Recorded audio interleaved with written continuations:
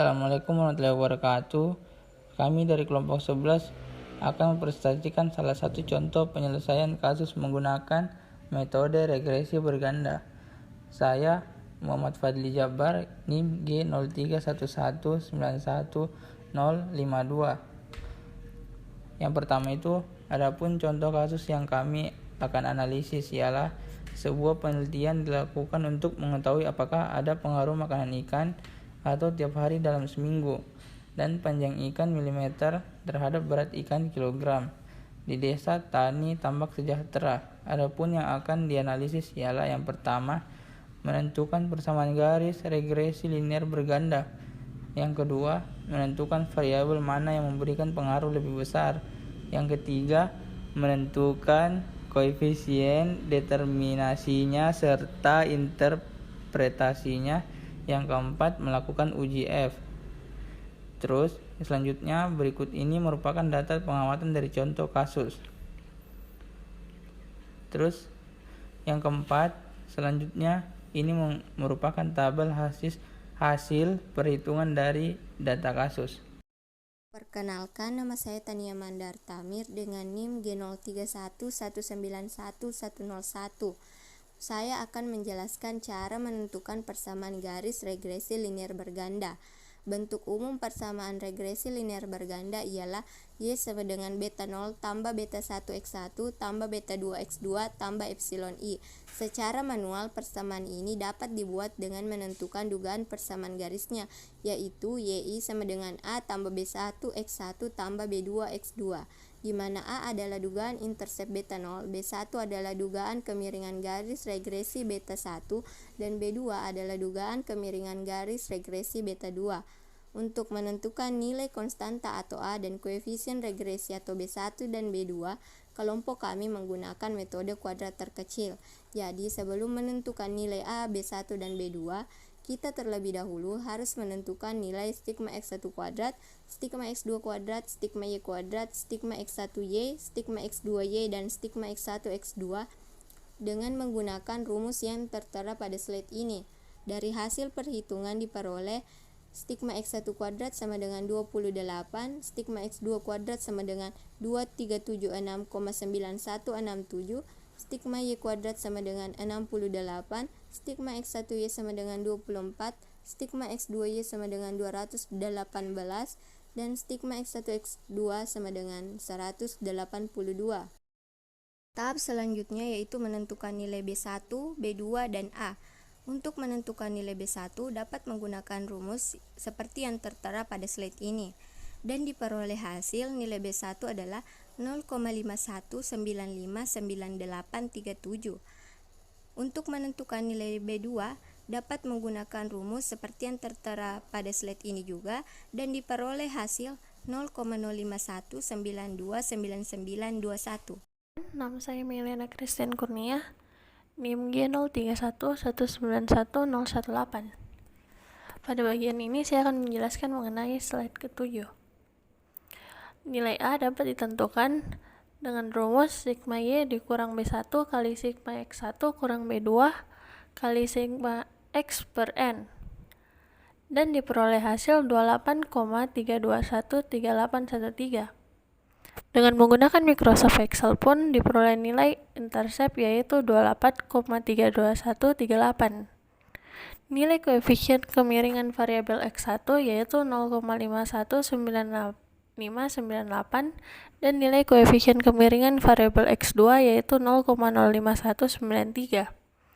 Hal ini dapat dilihat pada tabel tersebut.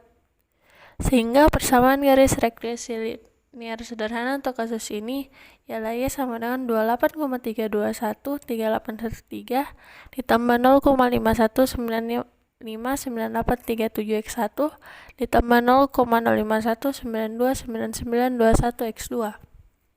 Selanjutnya, interpretasi hasilnya yaitu konstanta sebesar 28,32138 menunjukkan bahwa jika makanan ikan X1 dan panjang ikan X2 sama dengan 0, maka berat ikan Y nilainya sebesar 28,32138. Koefisien B1 sebesar 0,519598 menunjukkan bahwa setiap penambahan sehari pemberian makanan ikan X1 maka akan memberikan peningkatan berat ikan sebanyak 0,519598 kg dengan asumsi bahwa panjang ikan X2 tetap atau konstan.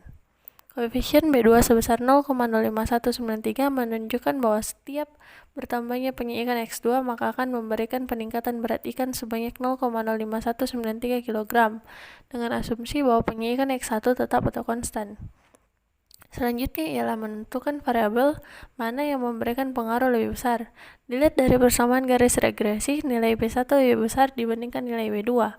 Nilai B2 menandakan kemiringan X2 atau panjang ikan dan B1 menandakan kemiringan X1 atau makanan ikan. Dalam hal ini dapat disimpulkan bahwa makanan ikan lebih berpengaruh daripada panjang ikan dalam menentukan berat ikan. Kelas selanjutnya, koefisien determinasi akan dijelaskan oleh saya. Perkenalkan, nama saya Khairunisa, NIM G03191038. Pada penentuan koefisien determinasi ini dilakukan dengan dua cara, secara manual dan menggunakan Microsoft Excel. Secara manual menggunakan rumus B1 dikali sigma X1Y ditambah B2 dikali sigma X2Y per sigma Y kuadrat. Dari hasil perhitungan diperoleh nilai R kuadrat sama dengan 0,34986887. Sedangkan menggunakan Microsoft Excel diperoleh tabel di mana nilai koefisien determinasi ditentukan oleh nilai R square yang menunjukkan 0,349869. Baik secara manual dan menggunakan Microsoft Excel diperoleh koefisien determinasi sebesar 0,34986887 atau sebesar 34,98%. Artinya, 34,98% keragaman berat badan ikan dapat dijelaskan oleh keragaman pada ikan dan panjang ikan, sedangkan sisanya sebesar 65,02% dijelaskan oleh faktor lain di luar variabel-variabel pada persamaan regresi tersebut. Selanjutnya adalah UJF. UJF ini juga dilakukan dengan dua cara, yaitu secara manual dan menggunakan Microsoft Excel. Pada UJF, tahap awal yang dilakukan yaitu menentukan hipotesis dan taraf signifikansi, di mana taraf signifikansi pada kasus ini sebesar 0,05 dengan hipotesis H0 yang menyatakan bahwa makanan ikan dan panjang ikan tidak berpengaruh terhadap berat ikan, dan H1 yang menyatakan bahwa makanan ikan dan panjang ikan berpengaruh terhadap berat ikan. Secara manual, F hitung dapat dihitung dengan rumus R kuadrat dikali N dikurang K dikurang 1 dibagi dengan K dikali 1 dikurang R kuadrat, di mana R kuadrat merupakan koefisien determinasi, N merupakan jumlah data, dan K merupakan banyaknya variabel bebas. Dari hasil perhitungan diperoleh nilai sebesar 2,42168068. Selanjutnya adalah menentukan nilai F-tabel. Nilai F-tabel sendiri ini diperoleh dari penentuan DF1 dan DF2 dari tabel probabilitas, di mana DF1 diperoleh 1 dan DF2 sama dengan 10. Berdasarkan tabel distribusi untuk probabilitas 0,05, untuk nilai DF1 sama dengan 1 dan DF2 sama dengan 10 sebesar 4,96. Selanjutnya, dengan menggunakan Microsoft Excel diperoleh tabel dengan nilai F sebesar 2,42168069 dengan signifikansi 0,144047028. Dalam pengujian hipotesis terdapat ketentuan, yaitu di mana apabila F hitung lebih kecil dari F tabel maka H1 ditolak dan H0 diterima, dan apabila F hitung lebih besar dari F tabel maka H1 diterima dan H0 ditolak. Dari nilai UJF dengan menggunakan Excel didapat hasil sebesar 2,42 dengan taraf signifikansi 0,144 dan nilai signifikansi ini lebih besar dari kriteria signifikansi yaitu 0,05, dan dengan menggunakan cara manual nilai F hitung lebih kecil dibandingkan nilai-nilai F tabel, sehingga dapat dikatakan bahwa H0 diterima dan H1 ditolak. Hal ini mengandung arti bahwa variabel bebas yaitu makanan ikan dan panjang ikan tidak berpengaruh terhadap variabel tak bebas yaitu berat ikan untuk taraf signifikansi 0,05.